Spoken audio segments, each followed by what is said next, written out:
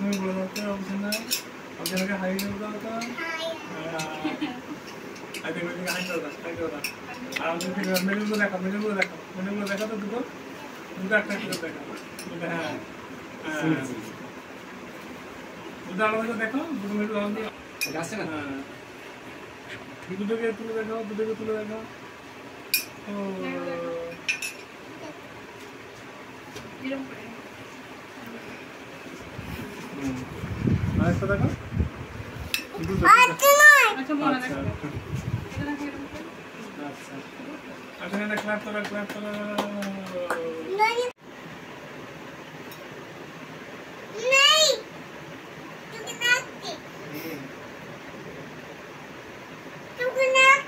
আচ্ছা তুমি চোখটাকে পুরো ক্যামেরা দিয়ে খালি তাকিয়ে থাকো হাতটা ছেড়ে দাও আমি একটুখানি আচ্ছা এইখানটা দেখো এইখানটা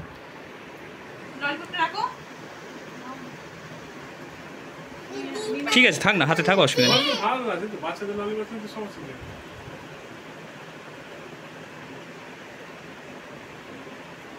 ঠিক আছে নাই ইন্ডিয়ার কথাটা দেখা যাচ্ছে না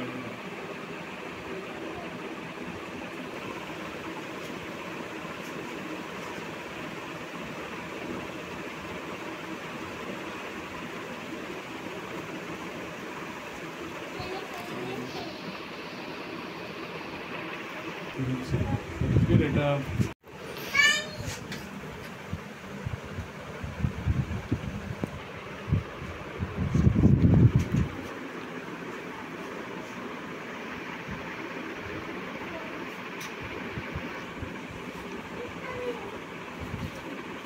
দাদু একজন পেশায় ডক্টর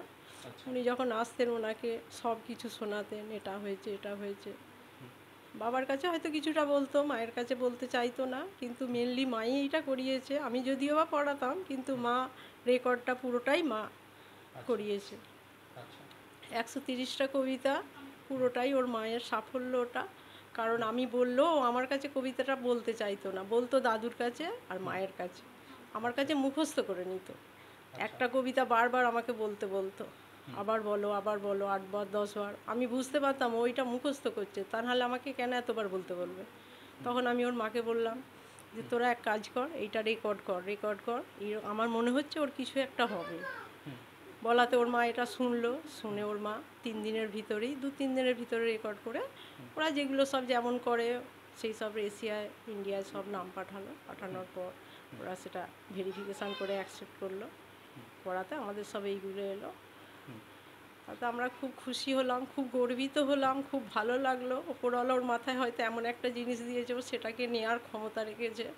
কেন অনেক বাচ্চাদেরকে শেখালেও তো তারা বলতে পারে না তাই তো সেটা বলতে পারে না কিন্তু ওটা পেরেছে এর জন্য আমরা ওপরওয়ালার কাছে শুকরিয়া একটা আদায় করব যে উনি ওইটা দিয়েছেন ওর মাথাতে কত বছর ধরে ও কবিতা শিখছে ও আমি অ্যাকচুয়ালি আমার মনে হচ্ছে 1.5 বছর থেকে আমি ওকে মানে খাওয়ার ছলে পড়ানো সব সময় বলতাম ওই 1.5 বছর থেকেই ও পারতো কিন্তু বলতে যখন ও তখন আধো কথা বলতো তারপরে যখন পুরো কথাটা বলতে চাইতো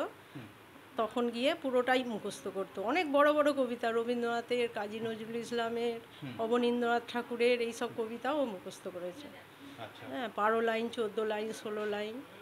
তারপরে ওটা 1.5 বছর পর থেকেই ও বলতো তারপরে মেনলি ওনারা ফর্মটা অ্যাকসেপ্ট করে নেন অ্যাকসেপ্ট করার পরে আমাদেরকে প্রমাণ দিতে বলে সেই প্রমাণস্বরূপ আমরা বিভিন্ন যে সমস্ত ভিডিওসগুলো রয়েছে 130টা কবিতা রেকর্ড এবং তার সেই কবিতাগুলো যে ফটোগুলো সেগুলো আমরা পাঠাই এবং পরে ওনারা ভেরিফিকেশন করে কনফার্ম করেন যে হ্যাঁ এটা রেকর্ডের মধ্যে পড়েছে কি বিষয়ে ইন্ডিয়া বুক অফ রেকর্ড ও এশিয়া বুক অফ রেকর্ড করেছে মূলত আমাদের বাচ্চাদের যে রাইমসগুলো রয়েছে বিভিন্ন রাইমস রয়েছে বাংলা কবিতাগুলো রয়েছে সেই বাংলা কবিতা বা যে ছড়াগুলো রয়েছে সেই ছড়াগুলো করার ফলেতেই বা মুখস্থ করে বলার ফলেতেই ওর ইন্ডিয়া বুক অফ রেকর্ডসের নামটা এসেছে ওর নাম কি ওর নাম রাইফা ইয়াসমিন বয়স কত ওর বয়স 2 বছর 4 মাস 9 দিন বয়সে ও রেকর্ডটা করেছে ইন্ডিয়া বুক অফ রেকর্ডসটা এবং এশিয়া বুক অফ রেকর্ডস এত কঠিন একটা ব্যাপার কিভাবে সহজভাবে মানে ও কিভাবে পারলো মূলত দেখুন আমরা তো যা কিছু শিখি সেগুলো শুনে বা বলে এইভাবে শিখতে পারি তো সেই ক্ষেত্রে আমাদের যে পরিবেশে আমরা আপাতত আছে সেখানে ওর যে দিদা রয়েছে ওর দিদা মূলত বিভিন্ন রকম সময় যখন খেলাধুলা করে তখন অনেকগুলো কবিতা বলতে থাকে, সেই কবিতাগুলো ও বারবার শোনে। তো সেই কবিতাগুলো শুনে শুনে শুনে শুনে ওর যে সমস্ত কবিতাগুলো বেশি ভালো লেগে যায় সেগুলো বারবার শুনে শুনে শুনে সেগুলো মুখস্থ পারে। মূলত দিদাই ওই ব্যাপারগুলোতে বেশি ক্রেডিট নিতে পারে যে হ্যাঁ উনি ওই কবিতাগুলো মুখস্থ করিয়েছে। ফটো তোলানো খুব কঠিন ব্যাপার, মানে ওকে অনেক বুঝিয়ে করে তারপর আমরা রেকর্ডটা করতে পেরেছিলাম। তার জন্যই আর কি তারপর ওর বাবা ভিডিওগুলো আপলোড করতে, তারপর ও অ্যাকসেপ্ট করা হয়েছিল, তারপরেই এগুলো। আচ্ছা, তো এই যে ওর যে মানে যে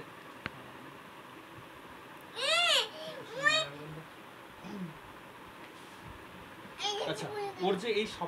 সফলতাতে আপনারা কতটা খুশি? অনেকটাই খুশি আমরা, কারণ ও অনেক ছোট, ওর এই এত ছোট বয়সে এত সাফল্যতা, মানে এটা আমাদের জন্য অনেক প্রাউড ফিল হয় আর কি আমাদের, যে ও এত কিছু করতে পেরেছে এত ছোট বয়সের মধ্যে। আমরা অনেক প্রাউড ফিল করছি এটা নিয়ে। আচ্ছা, ওর পাশে কে কে ছিল ওর যাত্রাপথে? ওর দিদা, দাদু, বাবা মা সবাই, আমরা আর কি সবাই মিলে ওকে অনেক কষ্ট করে করা হয়েছিল, কারণ দিদা ওকে ছড়াগুলো বিভিন্ন খেলার ছলে বা ও যখন